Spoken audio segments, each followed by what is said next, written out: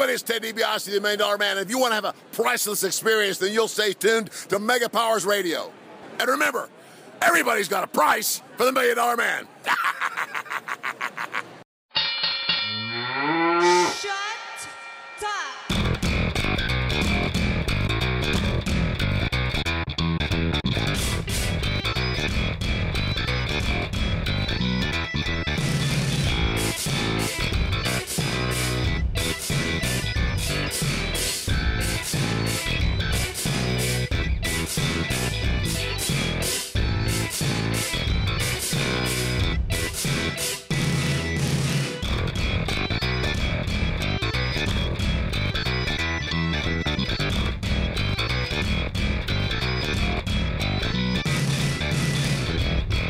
What's shaking, Mega Maniacs? It's Monday, June 22nd. We just finished watching tonight's edition of Raw. The Beast is back. Brock Lesnar, starting off at the beginning of the show, ending of the show, showing once again when he is in town, shit is going to be happening.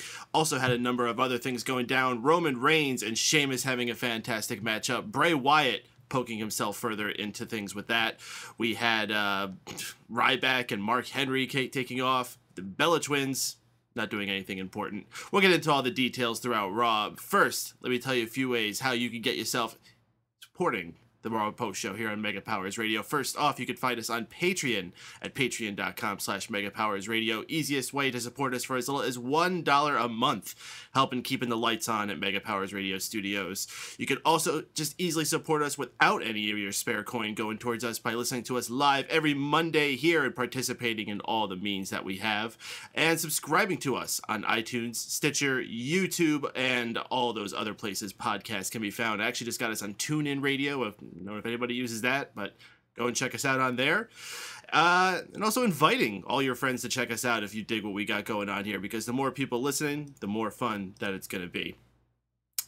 In the meantime, if you guys want to get involved tonight, we all want to hear what you got to say about Raw. So if you want to get involved, the chat room is already open on the Blog Talk Radio page. Shout out to the folks who got here early. Creep us onto radar. Ferris419, Chaotic, Wazili, and Silent Wind of Doom. You can also join us on Twitter at Raw Post Show, the Facebook group The Mega Maniacs, and the most fun way to get involved is the phone line, which will be opening up around 11:30. If you want to get yourself in line, we already got a couple people waiting patiently. Dial area code 760-512-7247. See, get you on here as soon as we can. In the meantime, myself and the rest of the hosts will get the ball rolling. My name is Mike Paden, station director here at Mega Powers Radio and host of the Raw Post Show every Monday here. Joining me tonight, I have Mr. Steven Wago, the host of Wago Rants. What's shaking, dude? I am very, very tired, but Raw actually kept me awake for once, so that's a good sign. Indeed. And also with me is the main man of the Smack Talk podcast and the website smarkoutmovement.com and Fanboys Anonymous, Mr. Tony Mango. What's shaking, dude?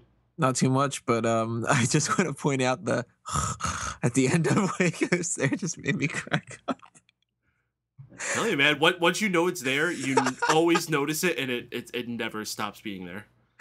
So that's why I started off laughing at this part. Well, at least we're all laughing at something. My first thing I always like to ask folks, and I put it out there to the chat room as well, what's the number one thing that you took away from this show tonight after all the 3+ hours are done? We're another week past on this story calendar of WWE. What'd you come away with? Tony? You know, I didn't think I'd be saying this necessarily, especially after the onslaught of pay-per-views that we've just had, but I don't want as much time between pay-per-views anymore. The way that we've had the situation with Payback, Elimination Chamber, and Money in the Bank, it seemed like they rushed too much. But now, holy shit, it's taking forever to get to Battleground, and we have a month left. Yeah, it feels weird when Michael Cole was saying, in 4 weeks at Battleground. I'm like, 4 weeks? I know. Holy shit. Like, I'm thinking to myself tonight, this must be either the go-home show or the one before the go-home show. No, we've got weeks left. Like, oh man, it's brutal. You see, here's my question. I don't know if this this July 4th show is how this is being treated into their calendar, because we actually had a commercial for it tonight. This is the most I've seen them promote it, so maybe they're stepping up what they're doing with that event. Maybe, but the fact that the storylines that are carrying over for Battleground don't seem to kind of interact with that. Like, that's more of like, we've got a little bit of this kind of stuff, a little bit of NXT. Like, it's sort of like a glorified house show.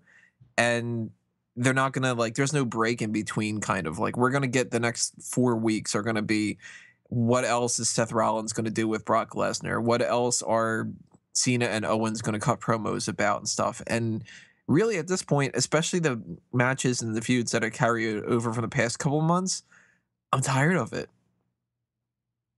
No. Wago, what were you going to say there? No, I totally forgot. All right, well, what's the number one thing you took away tonight?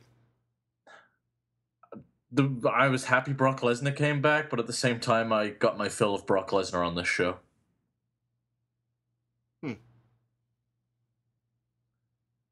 Yep. Could have used a little more Jumpin' Jeff, though, right? We could have used a lot more Jumpin' Jeff. It's just that last segment just dragged on way too long, and it got to the point where I couldn't keep my attention on the show anymore. So Brock Lesnar's better in small doses, and he just needs to come in, quickly destroy things, and go home. Here's the thing, that segment at the end there, he was probably involved in it maybe a total of 3 minutes. Yep, longest 3 minutes of my life. I want to hear if anyone out there is actually feeling negative about this ending, because I thought the ending of this show was fucking awesome. I thought every bit of it, Seth Rollins in there begging for forgiveness, J and K just sitting there looking all disheveled, not sure if they're going to follow along with it. Brock Lesnar's music hits at the tensest moment of it all. They seem like they're standing tall with him and then walk away, but haha, it's a ruse, and Kane attacks Brock Lesnar from behind. Brock Lesnar just steamboats over all of them, gets into the ring, tries to fight off Seth Rollins, but Seth Rollins just fucking gets his ass kicked, and in the end they all overpower him. To the timing of it all, I thought was actually really good, with how they had to slowly take Brock Lesnar down with a series of chops to the leg. I liked it a lot. I'm more with Wago on this. I didn't hate it. Like, it wasn't the worst thing in the world. And, it's not my bad or my ugly for tonight, but it did go on too long. And I think more importantly, it went on too long and didn't accomplish much on an episode where that was kind of the theme. Like, I know that they've been teasing this whole thing with J and Kane and Seth Rollins kind of having issues and stuff, but that's been going on for months now. And if this is the whole thing that this squashes it, it wasn't good enough. And if it isn't, then there was no point behind it. And when it comes to Brock Lesnar coming out, I like Lesnar kind of more so what Wago's saying, where he comes in, he fucks shit up, he goes crazy for a minute and a half, 2 minutes or whatever, and then that's like, kind of like short bursts more than he comes out there and then it's a little bit of a beatdown, but he fights back, but then it's a beatdown, and then he fights back and it's a beatdown. And he looked a little bit too much like the John Cena treatment tonight instead of Brock Lesnar. I don't like seeing the baby faces or tweeners or whatever you would constitute Brock Lesnar right now getting the heels team up on me and then we end the show with a pose off thing. Like, I've seen it for 20 something years. I'm kind of tired of it by now. I can appreciate that they can't have Brock Lesnar go out on top all the time. And I was actually... It's against four people. And I'm fine. 4 people. One of them being Kane, who is bigger than Brock Lesnar. Another one being Seth Rollins, who we're supposed to believe as his challenger for the upcoming pay-per-view. So what the heck is wrong with him being beat down by 4 people? I don't think me and Tony have so much an issue with him getting beaten down. I think it's more to do with how long it fucking took. Yeah, it makes perfect sense for him to get beaten down by that many people. I mean, we've argued all the time that handicap matches, somebody should never beat 2 people, let alone 3 or 4. But it's just, did they need to have a beatdown segment like that? Or did they, could they have done it differently? Could they have made it more entertaining? I mean, we've had issues where, a contract signing has been the most boring thing on the show. And then we've had contract signings where it's like, oh, shit, this was amazing. It just goes to show you there's a couple different ways to do it, and I think they made the mistake tonight. I think the way they did it, they sucked a lot of the life out of the arena. I blame Drew. I blame Drew too. I mean, he was easily there. He probably stuttered all over the chants. Fucking dweeb. No. So I want to do is bring up a point here, because I felt it made Brock look vulnerable, but Brock has never looked vulnerable before. It just feels wrong and kind of anticlimactic, so to speak. Here's the thing. This is the first we're really seeing of the Brock Lesnar babyface run.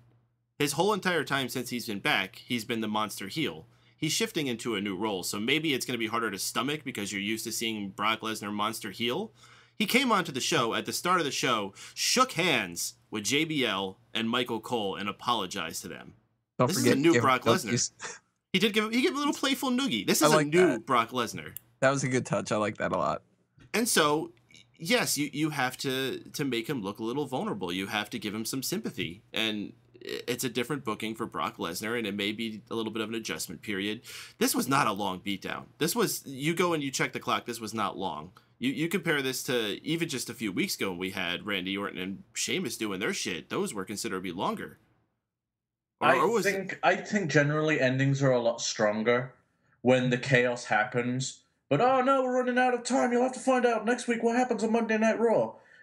Going off the way they do on these beatdowns, and they always do it, it just sucks the life out of the entire segment. It did it with the Randy Orton segment. It did it when Seth was doing it to Orton. It did it tonight, and it did it for the whole Triple H and Daniel Bryan feud. These segments do not work. Not how they're doing it.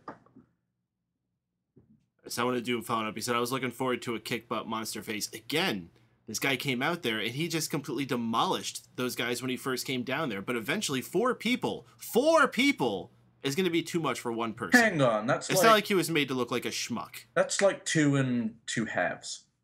So I guess 3 people. Well, once again, it's believable that Kane could possibly get an upper hand on him. It's supposed to be believable that Seth Rollins is going to be able to get an upper hand on him. Mm-hmm. So why not the two of them together plus J&J for, whatever little bit of distracting or whatever they could cause? Yeah, it makes sense that they could, but it's not an issue of Brock Lesnar should have beaten them all up and stood tall. I mean, it's just an issue of this makes sense, but it was kind of boring. Like, like leading up to it, like the whole thing with Kane and J&J and the apology thing, that was like, we already spent, the entire through line for this episode was Seth Rollins talking to people and Seth Rollins talking. And then it was like, well, now our main event is going to be Seth Rollins talking. And I'm like, my God, just fucking apologize already. Get over it. Like, it's the kind of thing where it's an oversaturation of the soap opera thing on some episodes. And that's what hit me tonight. Mm-hmm. Mm-hmm. And Creepers Under Radar's right. The pedigree sucks. I blame Lesnar on that. Yeah, Lesnar is never very good at taking a pedigree. Yeah, but Seth's had no luck with this fucking move. Like he's hit it like twice nicely, and the rest of it sucked. You know who took that very well was Neville. Oh, yeah, fucking Neville probably could jump 10 feet and make it look sweet. Do like a flip after he lands and out of the top rope. I want to hear what everyone out there has got to say about it, though, because this is very integral. This is the build to our big summer story. It's going to be Seth Rollins and Brock Lesnar. I would not believe that they are only having this match at Battleground. I would imagine this is going to be carrying over into our SummerSlam story in one way or another. So this is the big setup for it. Brock Lesnar returned very briefly at the end of last week's Raw, but this was our first full show with him. And as our babyface, he kind of has to be the face of the show, so to speak. I wonder if he's going to have to be someone who is going to have to go out doing the rounds on a lot more talk shows and things like that. Maybe. I mean, that'll be a little bit awkward, but he should. Yeah. Wonder if Roman and Dean should have helped. Okay, Silent Doom is bringing up saying, thinking Roman and Dean should have came out and helped Brock Lesnar. I don't know. No. Roman Reigns, the way they're booking him right now is absolutely perfect. They are doing the slow burn before they put the title on him, and they're turning those fans and building him the way he should have been built in the first place. So the longer he's out of the title picture, the better. Maybe Dean. I could see that because, they did do that little part earlier on in the night where Dean Ambrose went after Seth Rollins, but Roman's busy with Bray Wyatt. Like, you can't cross it over. And he wouldn't have, Dean Ambrose shouldn't have come out to help Brock Lesnar. He should have came out, if anything, just to be like, I still hate Rollins. I still want to, punch you in the face. But, or it seems like they're doing something with him and Kane. Even they could have just had him take Kane out of the picture and tackle him over the guardrail into the crowd. Yeah, something like that. There's got to be some kind of a match for Dean Ambrose at Battleground, and right now it's not looking like they're really building anything. You think so? That wouldn't be the first time Dean Ambrose has been left off a show. Didn't he get fucked during a good period of last year? Yeah, he had like the best feud of the summer and then just disappeared for the last part of the year. Poor Dean. Indeed. All right, guys, we're going to start opening up the phone lines here. Remember, if you want to get yourself in, the phone number to dial, area code 760-512-7247. Tell us what you thought about the Seth Rollins, Brock Lesnar segments we had throughout the night, or anything else you thought that went down on Raw tonight, or preferably stuff that actually did go down on Raw tonight, and what you thought about it. Let's bring on someone from 609. Caller from 609, you're live in the Raw Post Show. What's your name? Chanel, what's up, guys? What's up, Jamel? What's up, dude? What'd you think about the show tonight? Honestly, other than the Brock Lesnar and Rollins thing, I did not like it at all. No kidding. Well, what would you like about the Brock Lesnar and Seth Rollins? Let's start off with that, since that's what we're on. Really, honestly, I just like that I don't know. I just Stumped liked him. Okay.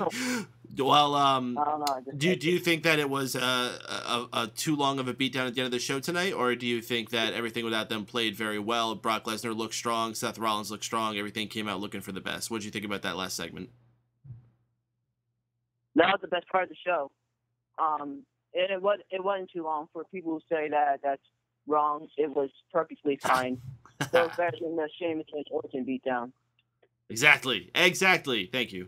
Follow my there. All right. What about the rest of the show? I mean, what do you think was the most egregious thing on the show that bothered you, that made you not like it? Let's see. Everything. The Divas match. Very specific. What's his name? Big Show and Ryback. Oh yes. Or Flyback. And I guess the opening segment was a little long, but so was every other one. Well, at least it wasn't an authority. Yep. They Well, hadn't been opening it up in a while. No, thank goodness. They've been actually switching it up a little bit. They went for a promo by somebody else. What do you think about Battleground, how it's shaping up so far? Are you looking forward to this show? I only like one match. Rollins and Lesnar. The other ones I don't care about right now. Yeah. Well, hopefully they pick things up. We got 4 weeks left to build for it. So what would you like to see happen at Battleground?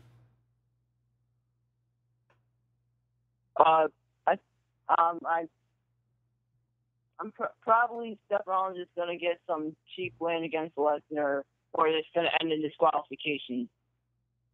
I would like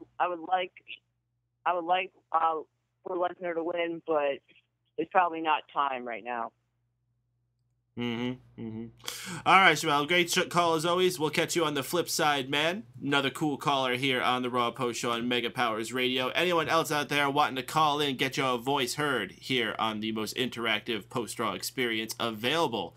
Dial in area code 760-512-7247. Of course, the chat room is still scrolling awesomely. Let's see if we got anything left in here. Okay, again, sometimes I come to this chat room and I just can't read things. Silent One the Doom. Okay, here's something. I caught up when I was 15 minutes behind. Just felt like there was no content tonight. Well, it's easy to do that when there's commercials. Should be able to catch up 15 minutes. I know a place where he can get plenty of wrestling content. Well, actually, you can't. That website doesn't exist anymore. Damn. I think we drove that guy nuts, and he just kind of gave up. All right. Well, when we talked about Brock Lesnar, we mostly talked about the main event segment. What about the opening? Did that stick out to you guys with Brock Lesnar and Paul Heyman out and discussing how they got their return, saying that they had this one condition where Brock had to apologize to JBL and Michael Cole? Any stick out thoughts from that? I thought that segment was. Go on, Tony. Yeah, go ahead. Fine. Oh, after you. No, after you. Oh, yeah, well. I thought the segment was fucking awesome. Highlight of the night. These guys, Paul Heyman just knows how to work the Brock Lesnar character and his own character.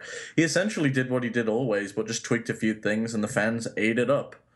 And the whole apologizing to Michael Cole, it was awesome. Though Cole could have sold it a little better. It was kind of awkward. But the Nuggy thing made me chuckle, and Brock looked like a badass, and that's exactly what he needs to. And the video package that they presented, very well done. I actually skipped the video package. I didn't pay any attention to it. But the Noogies thing I thought was a great little touch. It's a way to show him that he's still a dick. Like, he's not a good guy, but he's a quote-unquote good guy now. Like, he is doing the right thing. He's just being a douche about it. He's a prick, but he's our prick. Yeah. And the only disappointment that I have is that prick. he didn't just beat the shit out of Byron Saxton because he wasn't there the last time. Like, that would have been great for him to do something like that and then be like, you ruined that episode of Raw afterward. Yeah, I feel like he should apologize to him for making him have to go through what happened afterward. Right. Yeah, not for flipping the table before he left. Seriously, if you take something, return it back how you found it. I know, Jesus. You think as a farm boy, his mother would have taught him some kind of manners? What cracks me up, though, about that, you never really notice that Byron Saxton's on commentary because of how fucking quiet he is. So, shit, like, if I didn't know any better, I would have just assumed there was two commentators. What did they say tonight? There was something that Michael Cole said to Byron, and I forgot to write it down. It was like, he said so. I think, like, are you going to say something, Byron, or like something where it was just kind of like. He said something really shitty about, was you running off to take my job like you tried to last time?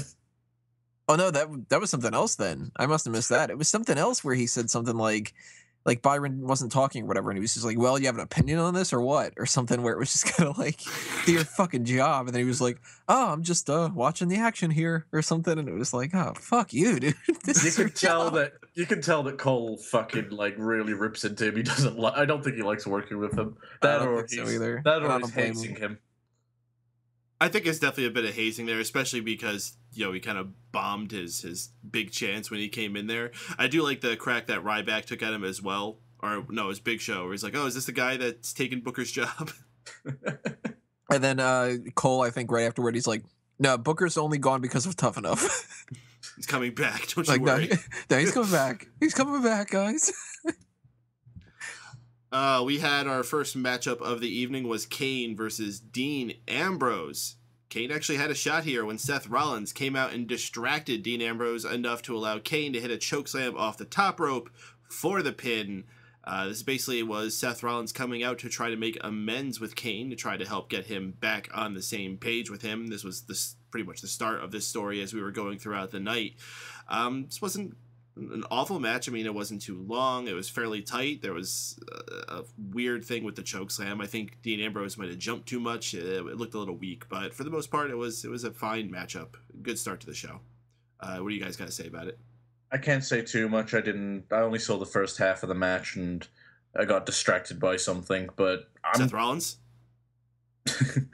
I'm glad that Kane went over because he ended up doing the beatdown on Brock Lesnar later on in the night. When I first heard the decision, I wasn't happy with it, but it was the right call.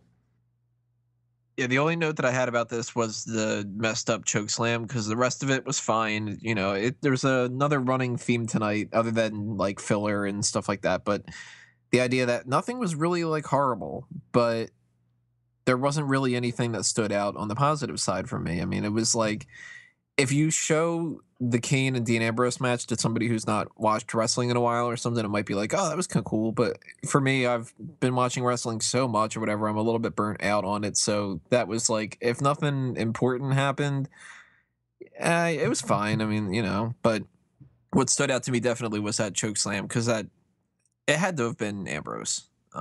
He had to have jumped a little bit too much or something like that, because it looked more like he kind of helped him jump down and then was like, my back, I'm going to lay down a little bit. He's like, all right, I might as well pin you.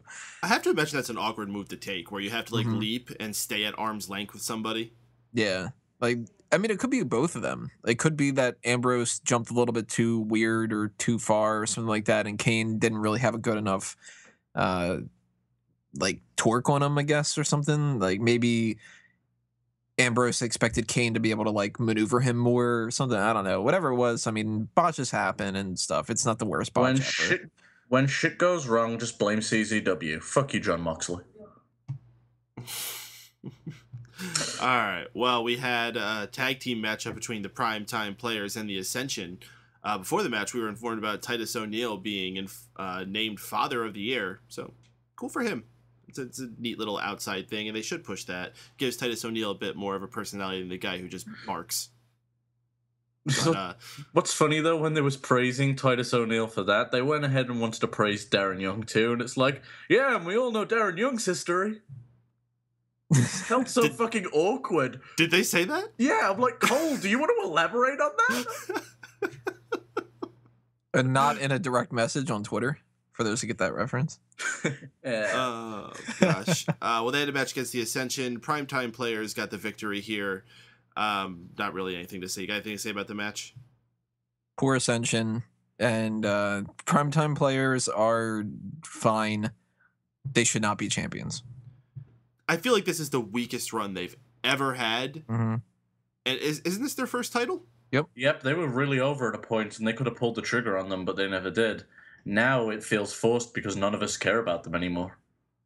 I mean, I like them. The dance is still fun and all that, but like, I remember there were those series of weeks where they had them doing those awful segments where they're doing impressions of other tag teams. Yep, that was some of their worst material ever, so I can't buy into them as champions. I'm hoping the New Day knock them off. We had Roman Reigns versus Sheamus, and I thought had a fantastic long matchup. The only thing that was a shame is we didn't really get a proper ending.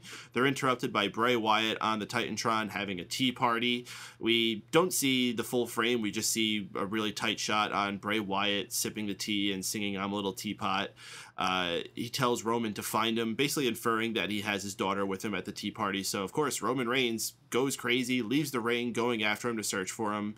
Eventually, Roman Reigns finds an empty room in the back that I guess Bray Wyatt had like a speaker or something playing him singing "I'm a Little Teapot." And it's this really creepy, dark room. There's like these barely lit lights hanging from the ceiling, and there's all these pictures of Roman Reigns stapled to the wall with his eyes and mouth cut out. There was something written on the wall that said "anyone but you," whatever that could possibly mean. This was some really cool, creepy stuff. This is some Cape Fear level things that I don't think they've really done with Bray Wyatt at all since he's come in. So finally, fucking awesome. This is one of the coolest things I think I've seen Bray Wyatt ever do. And again, I like this match, so I think this was a real highlight of the show. But let me ask you guys what you thought about it. This is actually probably my favorite thing they've done with Bray Wyatt in this entire year.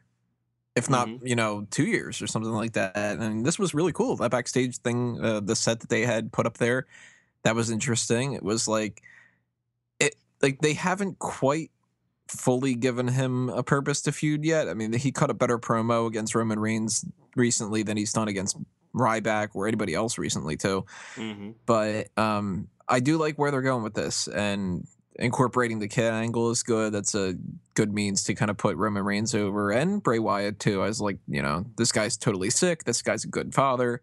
He's not father of the year apparently, because then he would be a tag champ. But I like it. I like the cutout pictures. That was cool. And I like the "anyone but you" because it's a good way to kind of reference what's been happening with Roman Reigns and kind of build a story out of that. It's, take the bad and make a good out of it. They did make a with Bray Wyatt's promo we had last week. He talked about Daniel Bryan being the chosen one and all that. And now Roman Reigns is the chosen one. Perhaps that's what it is. Just anyone but you as the chosen one. Yeah, I think that's where they're going here. And I mean, I don't know where that's going to end. And, that's kind of part of the fun about it. But I do like it. And I think that having this backstage set that they had set up was pretty cool. The rocking chair was a nice little touch. Maybe that one's going to burn down too. I don't know. But I really hope, though, that they don't actually incorporate his kid at any point. And that's partially because I don't think necessarily kids in those kind of storylines are the best actors and actresses and stuff. But it's also because maybe it's kind of crossing the line a little bit. Like, I like the some people feel like they've already crossed the line with what they're doing. But I think just anyone like that feels that way needs to go fuck themselves. Yeah, I think that they're fine right now, but if they start doing anything where he actually does like abduct the little kid or something like that, then I can see some argument This is the same company that decided to have the fucking father of the child, Dominic, decided in a ladder match. I'm fine with they want to bring the kid involved. It's not a big deal at all. Well, there's a difference when it's two people who love the kid fighting over custody of him, or when it's someone who wants to abduct the kid to do who knows what. Yeah, like if they keep this kind of like, I don't know. Okay, like, it's not like vibe. he's fucking trying to. It's not like he's got a van outside and he's leading the kid into it. How do you know? Yeah, he's got to come to the arena at some point. Yeah. Do you see him driving around in a sedan? I don't. Actually, probably It'd be funny if he drives like a smart car. If he'd driven anything, it would be a rape van. Exactly. See. Ah, fuck! You got a point. Oh, no, I can see him driving a Woody wagon. Like a really old, beat up Woody wagon. What if he's just on this like rocking chair that's got wheels? Oh, it's like that. You ever see the show Roundhouse? They used to have the dad that had the motorized recliner. Or like the Beverly Hillbillies, how the grandmom's chair was always on the top of it. Yes. Oh, this has gotten ridiculous. But yeah, you have any thoughts about this, Wago? Pretty much echoing the same stuff as Tony. I really enjoyed this. I'm glad they're doing something different with Bray Wyatt. When you give him direction, he isn't that bad, but when you just stick him out there, well, he comes up with terrible superheroes. Well, can we give some praise to Sheamus here? Actually having a pretty decent match here on Raw.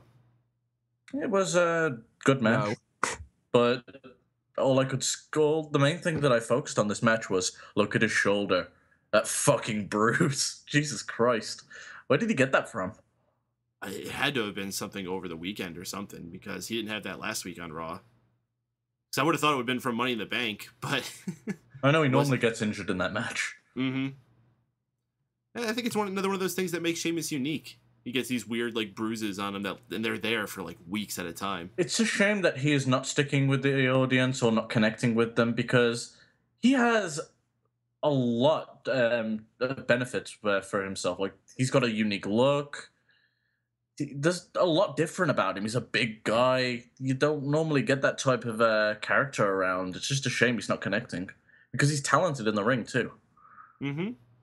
And I had a friend over who is not a major wrestling fan. He was watching, and even he noticed throughout this match that Sheamus had a very wide array of moves, like specialty moves that he had names for and things like that. It's like, that's something you don't see from many people these days.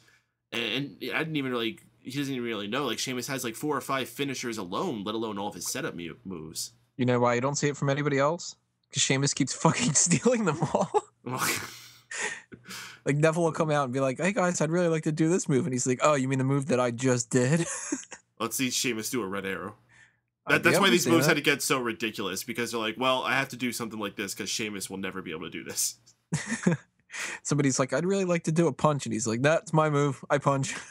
No, you kick. No, I punch now too. I kick too. I punch and then I kick. Called the punch kick. I do both at the same time. And then I beat their chest 10 times. Yeah, see, I made a name for it too. The 10 beats of the I still have not. 10 beats of the smash the keyboard.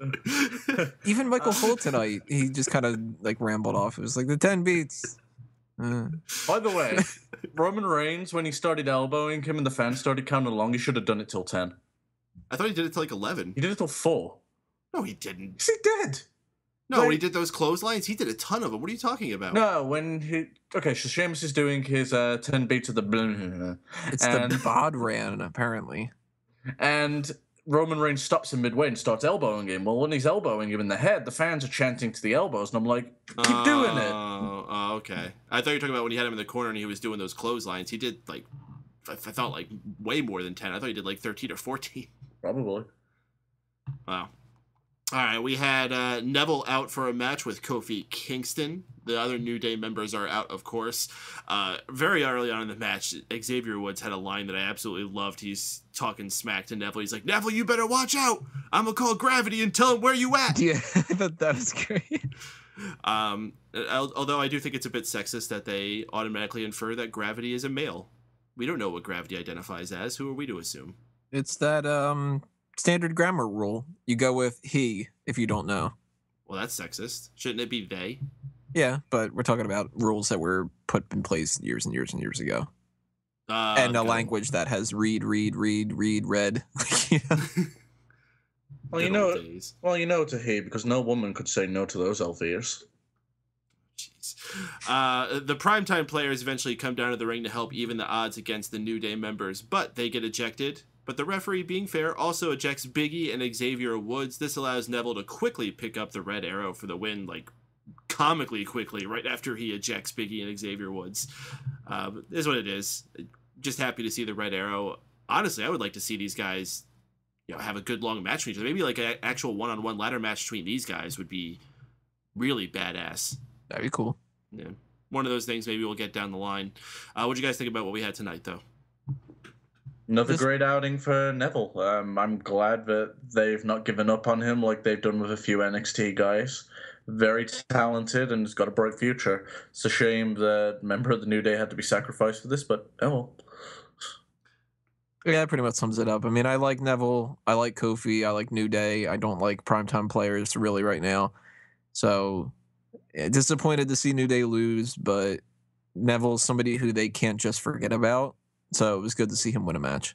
So I have a question with how you book groups like this. Is it okay to have one of them lose because ultimately it's just one guy and your ultimate goal is to protect them as a whole? And if they get broken up like that, it's perfectly fine for them to lose? You pick a fall guy and it should be Xavier Woods.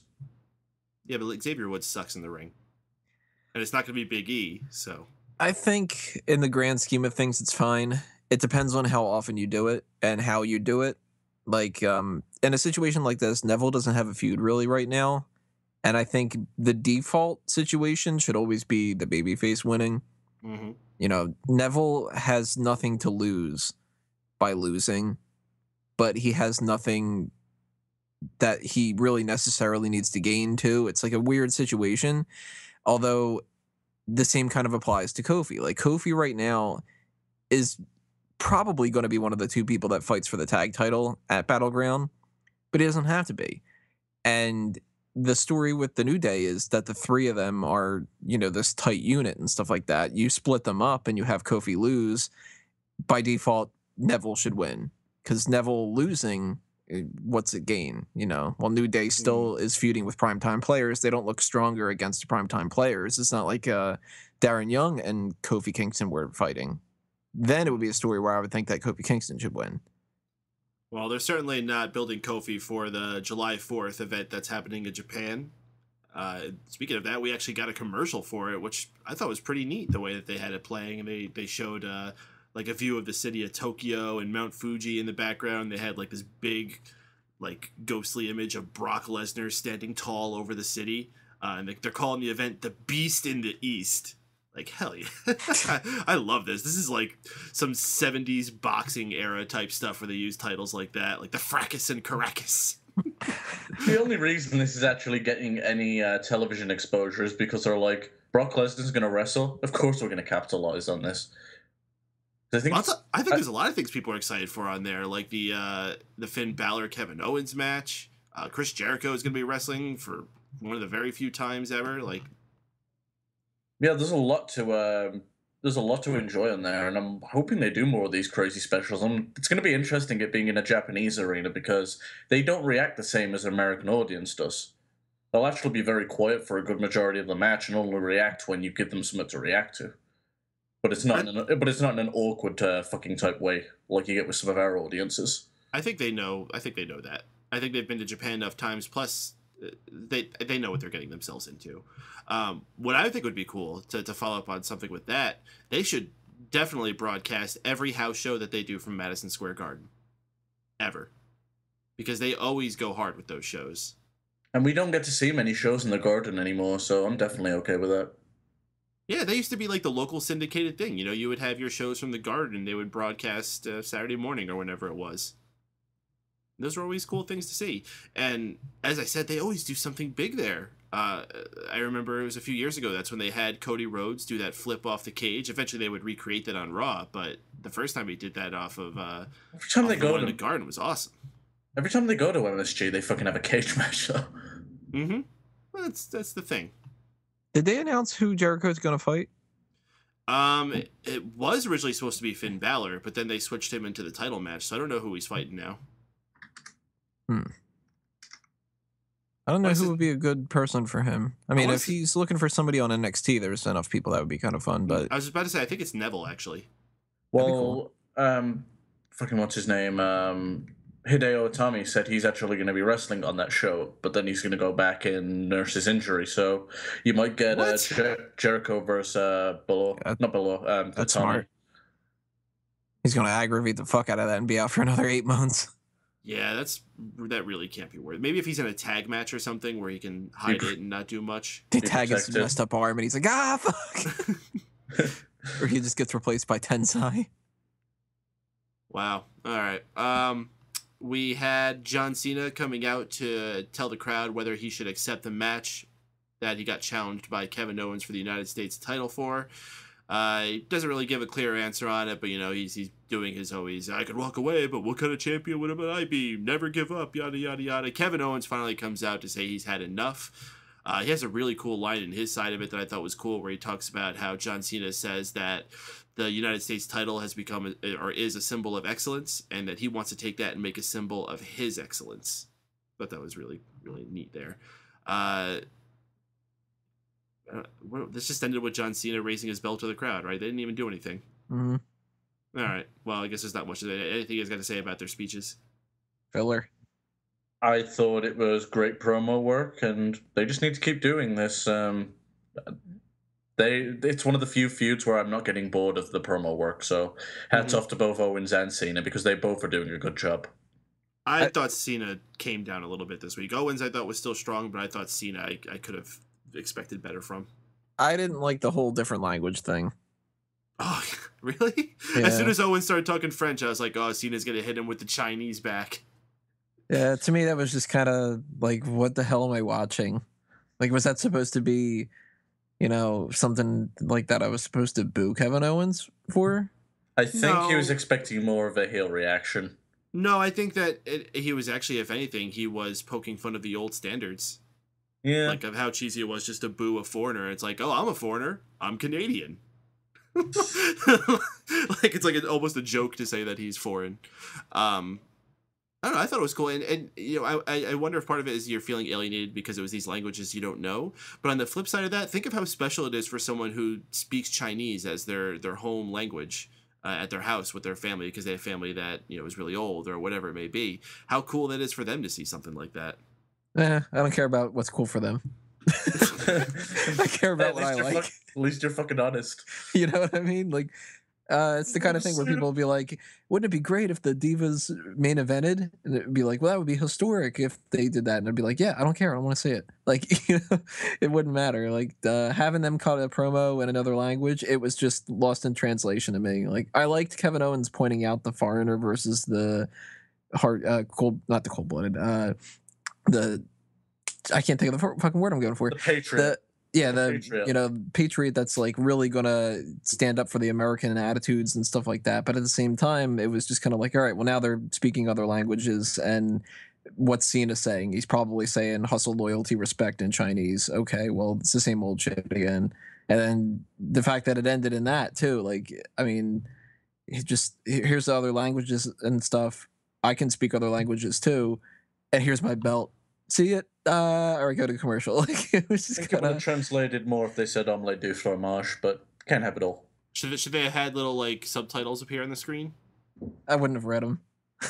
And then unless they would have like had that little bouncing ball that follow along. Could they have, after the R-Truth subtitles, I'm done with them. Could they have like Cena drops mic in Chinese? That would have been kind of cool. Kevin Owens raises belt in French. Or just change it to different languages. He speaks French and he raises it in Spanish. Silent with the Doob saying, I got a kick out of Cena's multilinguality. Is that a word? Sure. No, it's not. I just did a search. I believe you want multilingualism. Cesaro should have came out here and been like, you're all a bunch of jokes. Just ran it down in like 10 languages. Right. Since I haven't been on TV, I've taken time to learn a few more. Yeah, here's a promo in Swahili. And I was just about to break out like Yiddish or something. And then they're like, shut up, Cesaro, nobody gives a shit about you anymore. We had our Divas match for the evening. It was the Bella Twins against Naomi and Tamina. Nikki sends Tamina into an accidental rear view by Naomi. Naomi, in the confusion, also gets hit with a rack attack for the pin. this, I don't really know what the hell they were going for here. They are so stalling with this Divas thing just to get Nikki Bella for that record. That it's so bloody obvious. In fact, I think it's so bloody obvious that they're going to have her lose the title right before it. Just to throw you off. You know what the worst part of this match and this whole segment was, though?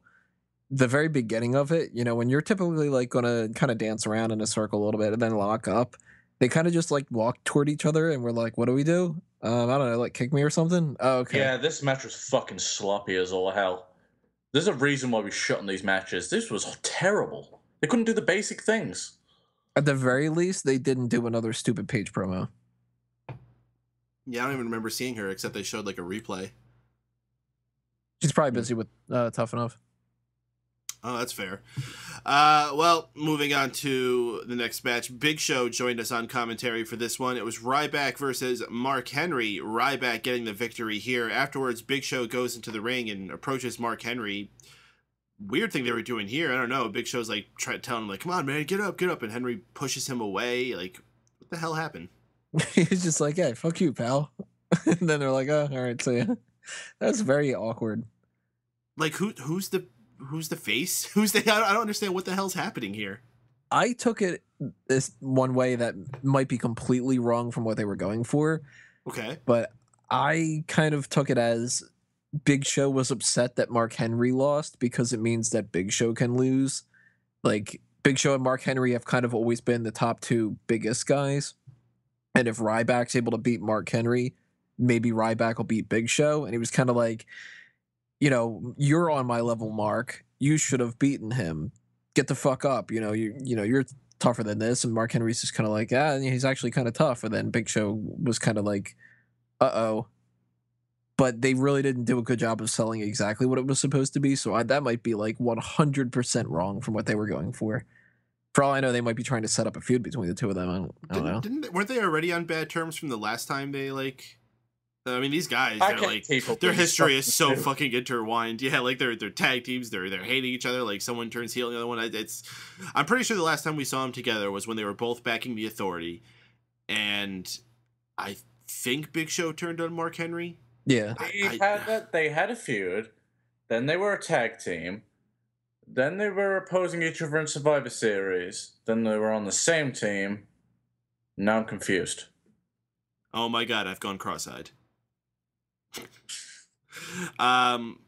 Whatever. The main thing that they were really trying to keep building for this is the Intercontinental title match that we going on. Miz nowhere to be seen, and Big Show just completely burying him on commentary, saying like the match is only going to be Ryback and Big Show, and Miz is just there as a piece of meat for them to fight over. And Ryback's like, meat? Kind of makes me think that Miz is going to win. Hell no. Miz is going to win. They would have just had him won the title to begin with. It's not like he comes back from movies and wins titles all the time. Oh, wait. But he's already doing the movie thing. He would have won that title by now if it was for that. I can see it happening. Now, he does have another movie coming out in the holiday season. Yeah, that's a while from now. Yeah, well, that's what I'm saying. He can get the title around then. Yeah. But for this one, I think it's a little too late. Well, speaking of too late, we have two people that it's way too late in their careers for anyone to give a fuck about. Dolph Ziggler versus Adam Rose. Both of these guys you just looked at what they were wearing in this match, and what went wrong with these guys? Dolph Ziggler came out looking like some kind of weird mix of Freddie Mercury and the Village People and a biker. Like, it was just terrible. He had his leather vest with all these studs. Lana still makes no sense next to him. And speaking of couples that make no sense, Adam Rose is with Rosa, and they're talking about how they have true love, and Adam Rose is making a tease of some kind of masterpiece that he's going to unveil. Lord only knows what the hell that's going to be. What the fuck? What you guys got anything on this? I can't remember what she was shouting the entire match, but Rose Mendez, shut the fuck up. She was shouting? I must have blocked her out. Something about, our love is true, baby, constantly, or something really obnoxious, and I wanted to strangle the bitch. Look, Rosa should have been fired before she was hired. She has been the worst diva for God knows how many years now. And Adam Rose, you know, it sounds a little bit mean to say, but when you were introducing this segment, you said what happened to these two. I don't think anything happened to Adam Rose. I think he's always sucked. He's never really proven himself anything more than a jobber at best to me. Ziggler is on the downswing, but at least, you know, he got rid of some of the hippie stuff. Like he's kind of like, his clothing now doesn't look good with that jacket on. The tights are fine, you know, that's no issue. Mm-hmm. The jacket's a little ridiculous, but it's a step up from the denim. Do we think that there's any clout to the rumors of him leaving soon? I think so. I think so too. I don't think he necessarily will, but I think that he's probably getting really frustrated because they know that they are not going to push him into the main event, and he's kind of looking for like alternative kind of stuff. But at the same time, like something like this feud right now, this clearly wasn't what he was supposed to be doing. He was supposed to be feuding with Rusev, and Rusev got injured, and that fucked it all up. So at the best possible scenario, maybe Rusev is going to be able to heal up enough where they can have this fight at SummerSlam. And now they're just kind of like stalling for time and stuff. Oh, and the stuff they're doing with Rusev is terrible. Like the stalking Lana stuff. And looking like a joke. Like, you know, he fell backstage here. And I highly doubt he was planned to break that part of the set. They probably looked at that and they were like, son of a bitch. It took them forever to replace those things backstage. Like they were using the old Raw logo from, you know, 2008 or whatever it was, until like, I don't know, a couple months ago or something. And now he fucks that one up. I hope they have some spare ones and they don't just like dock his pay. They're like, all right, you fucked up the Star, you fucked up the WWE. Like, but what's going on with fucking Summer Rae? Like, they're going to pair them up because Summer Rae just gets paired up with people. That's all she does. I thought she was going back to The Miz. I thought so too. She went from Fandango to Layla to The Miz. Oh no, don't forget Damian Sandow for a little bit. It's true, yeah. To then to Damian Sandow, then back to The Miz, and then now Rusev. They just want to do like blonde versus blonde or something, because Lana's not even trained to wrestle, is she? I think she's been working on it, but I can't imagine she's anywhere near ring ready.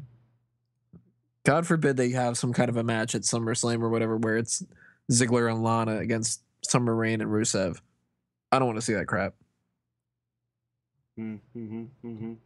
Well, that's pretty much everything that was on the show tonight. Before we get to the good, bad, and the ugly, I have to do my new segment that I like to do here, and that's talking about what my favorite commercial of the night was. My favorite commercial for tonight's show, although they played that commercial from last week, the anti-smoking one with Death Maggot, I still love that one.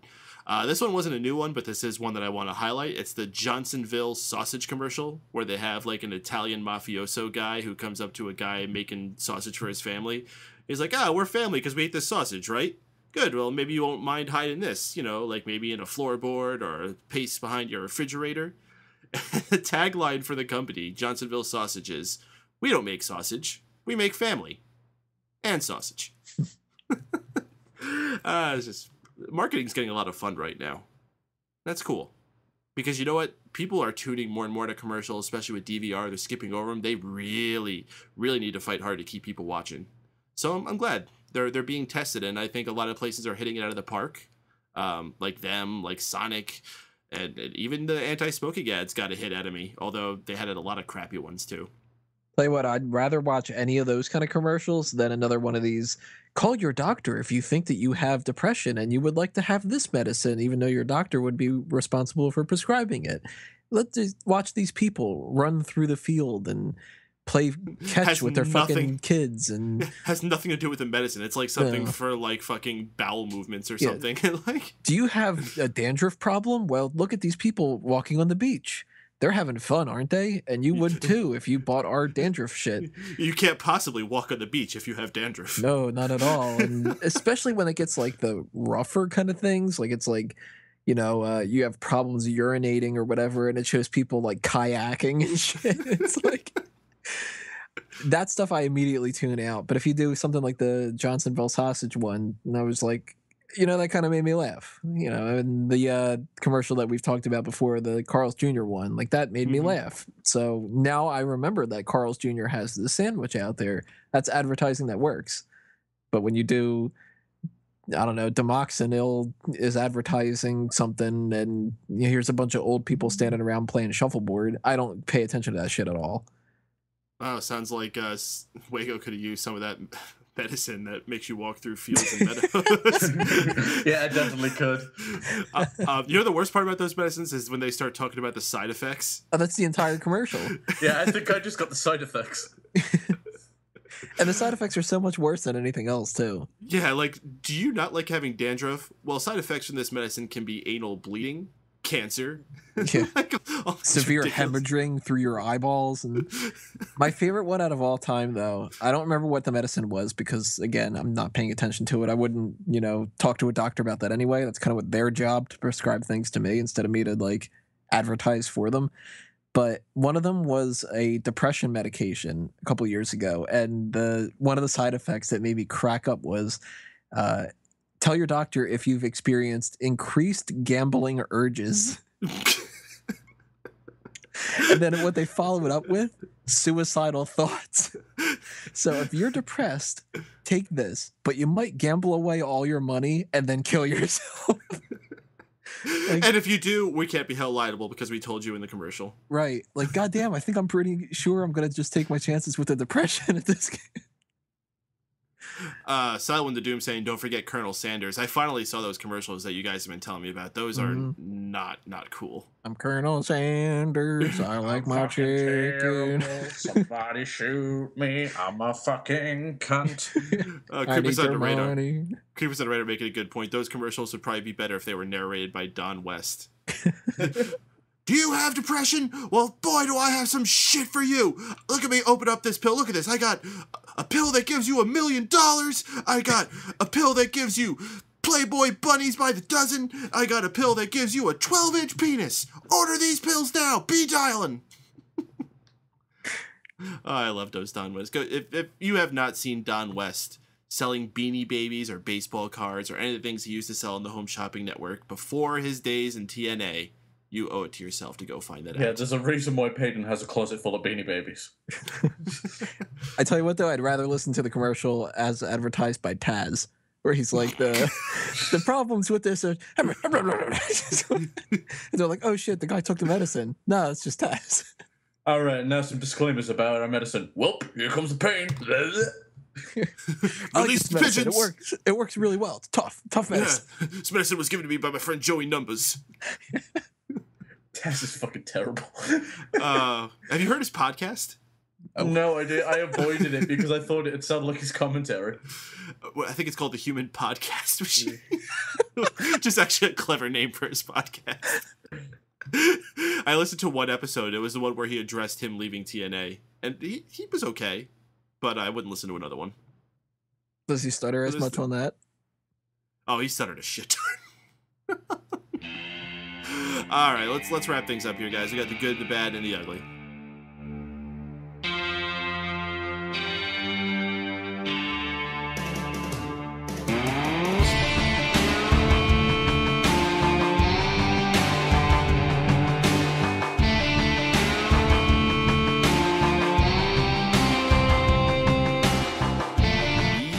It's the good, the bad, and the ugly, where we talk about what the best part of the show was, the worst part of the show was, and the part of the show that was probably best to avoid if you don't like your eyes bleeding from your skull.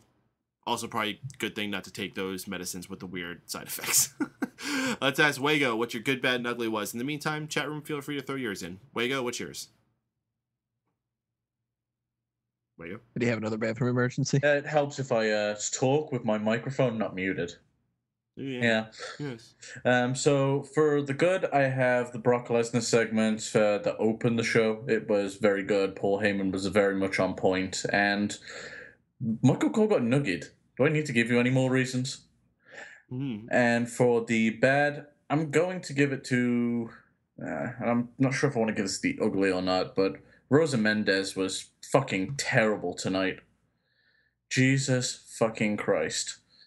And the ugly, there wasn't anything overly offensive on this show, so no, I'm not going ugly. All right, Tony, you're good, bad, and ugly. My good's going to go to the Anyone But You backstage set. That was very cool. Hell yeah. Bad's going to go to the botches of finishes tonight, the choke slam and the pedigree. Just because, they're supposed to be the end of something that really puts a stamp on it, and that showcases that wrestling is fake when that kind of stuff happens. So, ugly, it's tough. I mean, I could give it to the just random green screen popping up out of nowhere. Oh, yeah. The fans shit all over that. That was immediately, boo, fuck green. Oh, no, it took a moment. Like, people were like, oh, okay. Oh, it's still there. Boo! But I think I'm going to have to give it to a tie between anything that the Divas did tonight, including having Rosa kiss Adam Rose with that hideous facial hair that he's got going on right now. Just nothing that any of the women did tonight stood out to me as anything positive. And it's a shame to kind of say that and group them all together. But really, when you've got a match like the tag match and you've got Rosa and the Adam Rose thing, and you've got Lana and she didn't really do anything, but now they've got this thing going on with Summer Rae. It's just a downside. So, ugly. All right. Before I throw mine in there, I'll grab a couple out of the chat room here. Silent When the Doom says, good, Bray Wyatt getting creepy. Bad, no more hot rosebud of the week. And the ugly, Raw having so little content that I couldn't call in because all I'd say is the 2 points above and then hang up. Oh, well, we're all sadder for you not being able to call in Silent When the Doom. Also with us is 5 times combos, good, bad, and ugly. Good, Darren Young's Northern Lights suplex. Bad, most of the matches. And ugly, tie between Sheamus's bruises and Adam Rose's facial hair. And I'll give you guys my good, bad, and ugly. For my good, I am also going to give it to the Bray Wyatt segment where you had the room in the back with the eyes and mouths cut out of all the Roman Reigns pictures. Super creepy, super awesome. Bad, I'm going to give to our Divas match. I usually don't go so typical, but this week seems appropriate. That match was just plain old boring with plenty of sloppiness involved. And for my ugly, what else could I possibly give it to but Dolph Ziggler's jacket? That thing was hideous and should be burned. I'd like to change my ugly to Dolph Ziggler's jacket. You know what? He's halfway to a Full Metal Jacket. All right, let's get the hell out of here before I make any more jokes like that. Wago, tell the world about some other things you got going on in the world that they should check out. To find all my projects, just go to stephenwago.com. That'll link you to my SoundCloud, where you can find all my other social media links. All right, Tony, what's good? SmarkoutMoment.com, Smack Talk podcast you can find on iTunes and YouTube and Stitcher. Go to fanboysanonymous.com. We got a lot of great content that we've been pumping out lately. In particular, the Not Safe for Work Geek Culture podcast that we just did, one of my favorite ones that we've done in a long while. We also, in preparation for Terminator Genesis, went through all 4 of the Terminator films for this month's 4 Real Movie Club. So if you're interested in any of those topics, listen to those there. Pay attention later on this week. We're going to be at the Too Many Games convention. We're going to do a panel there, so that'll be fun. If you happen to be in the area, then make sure you stop by, say hello to us, and keep your eyes open for the All Talk show. That might end up popping up as well. Who knows? But if you follow A Mango Tree, Tony Mango, Fanboys, Smark Out Moment, and everything else like that, then you'll just be up to date on everything. All right, if you enjoyed this edition of the Raw Post Show on Mega Powers Radio, be sure to join us every single week following the conclusion of Raw live here. MegaPowersRadio.com is the place to tune, but if for some reason you cannot join us for the live show, we like to make the show easy to find for you in archive form. We're available on iTunes, Stitcher Radio, and YouTube. Just search for Mega Powers Radio or Raw Post Show. Should be easy to find either way. And you can subscribe to us to automatically appear in your feed. And while you're there, why don't you leave us a rating and a review, because that helps other folks out there find us when they're searching, raises us in the rankings, and makes the show overall more fun for everybody. You can also support us on Patreon, patreon.com/megapowersradios, where you can throw your extra coins in our direction. As little as $1 helps us keep things rolling here at Mega Powers Radio Studios, so we can keep bringing you great content like the Raw Post Show, the Daceman Show, the All Talk Show, whatever else we get hosted on there. Maybe we'll even have an Addicted to Anime again someday. Maybe. Maybe. And all you wrestling fans, go check out keepingkayfabe.com. Just recently redesigned, still making some work on it, but I'm getting things back flowing on there. It's mobile friendly now, so maybe Google won't hate me quite so much. And for all other things, follow me at MRPADAE. Oh boy, I can't even spell my name. MRPADEN. That's Mr. Paden on Twitter. Until next time, folks, I'm Mike Paden for Stephen Wago and Tony Mango. This has been the Raw Post Show on Mega Powers Radio, most interactive post-Raw experience available. Join us next week. See you there.